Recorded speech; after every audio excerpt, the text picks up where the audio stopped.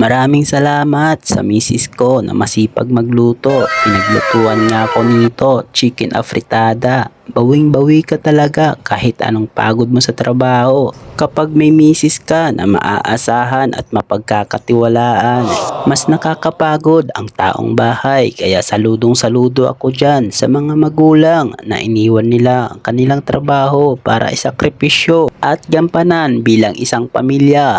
Kaya tayong mga may trabaho, unawain natin sila at intindihin. Pagbigyan natin kung ano ang kanilang hinihiling. Sa mag-asawa, kailangan nagkakaunawaan, nagkakaintindihan at higit doon, nagbibigayan. Kagaya nito, minsan nag-request ang asawa ko, lalabas daw siya mag-isa at hindi kami kasama. At ang sagot ko naman sa kanya, sige, gawin mo kung yun ang magpapasaya sa'yo.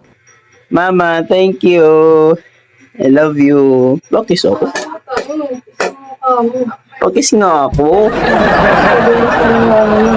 Saan? Ba't ayaw mo magpakis? Ayun pa po yung bag ko dahil galing po ako ng trabaho. Kiss ako mama, please. Ay, Ridin. Kiss Ridin. Ang sweet ng anak ko. Ito ang madadatnan ko. Galing sa trabaho, nakakawala talaga ng pagod. Iba mga inaanak, kahit gaano pa kahirap ang trabaho mo, kung ito ang madadatnan mo, bawi talaga. Mawawala talaga ang pagod mo. Plus yung may maalaga ka pang misis. Ayan, nagalit na si asawa ko.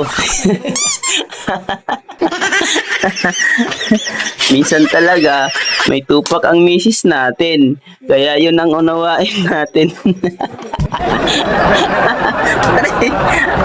Yun lang po mga inaanak.